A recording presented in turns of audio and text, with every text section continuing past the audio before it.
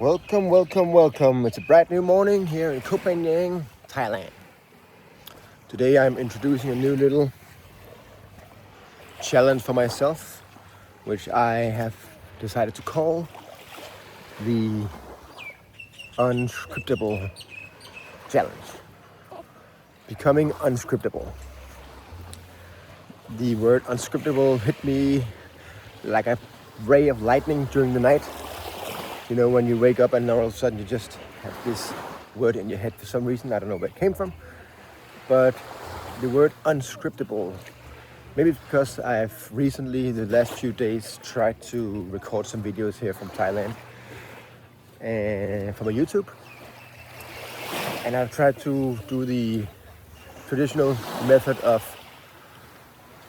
writing out a script with some help from the good friends, our AI friends, and then reading up from those scripts, or at least some kind of bullet points from those scripts. But I realized very quickly that it just doesn't work for me. Maybe I'm just not a script kind of guy. So that's why I decided to do this little challenge for myself, which will be a 30-day challenge.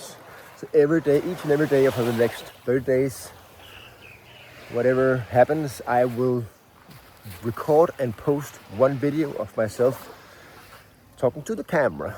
And it will be raw, it will be unedited, it will be without a script, it will be unscriptable.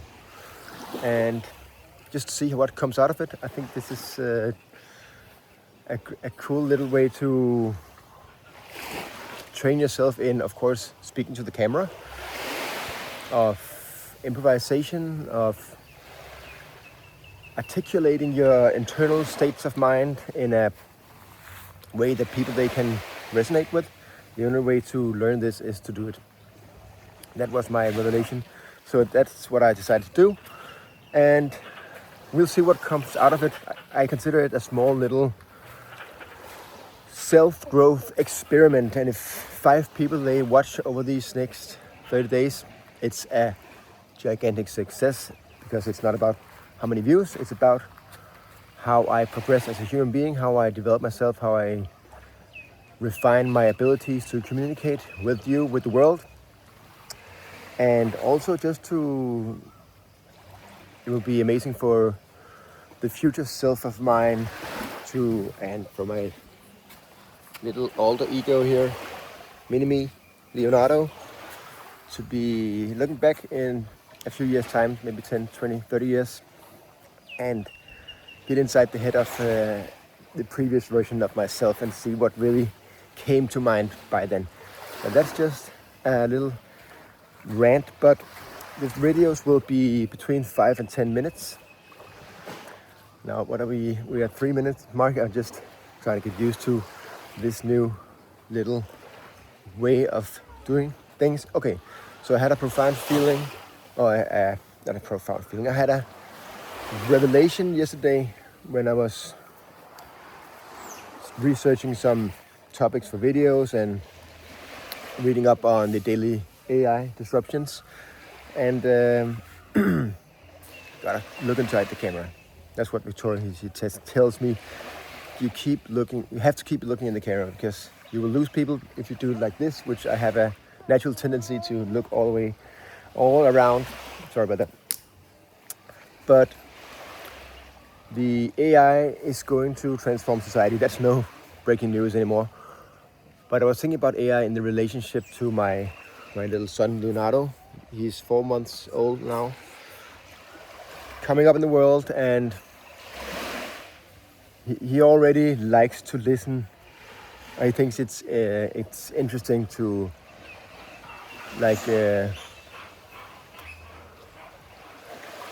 to sit with me when I talk with my AI.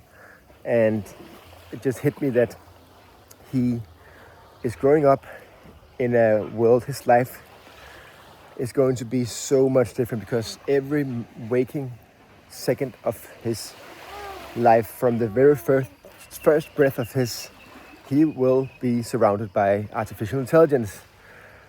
And these AIs will be whispering in his ear day in, day out, no matter how we no matter what we do. We can't really stop it. It's coming no matter what. And these tools, this new species of a life form, artificial intelligence, is going to be such an integrated part of his life that for him it's going to be as natural as having an older sibling who's always there, who's always able to answer him when he has questions, when he's in doubt, when he's in a dire situation, and when things get tough. And it will be both good, it will be bad. There's going to be many good things about it, there's going to be many bad things about it. One thing is for sure, it's going to be so much different than the way we were brought up, because to be honest, I am quite grateful that I got to experience life before the internet, before social media and all that bullshit. I was growing up in the 90s, born in 89. So I still remember quite clearly how life was before internet. And it was quite different, of course. Also before telephones, or mobile phones at least. But I think it's a great privilege to have been able to experience both states. But he doesn't have that privilege. Perhaps he will have the privilege of experiencing life before and after some technology that we don't really know anything about at all by now. But it will eventually be quite strange, but it will be scary, it will be magical at the same time. But that was just a little rant. That's it for the first day of the 30-day Unscriptable challenge. Let's see how I did. I hope you guys enjoyed. No, I don't. I enjoyed it at least. It feels like a good little exercise. Okay, see you in the next one.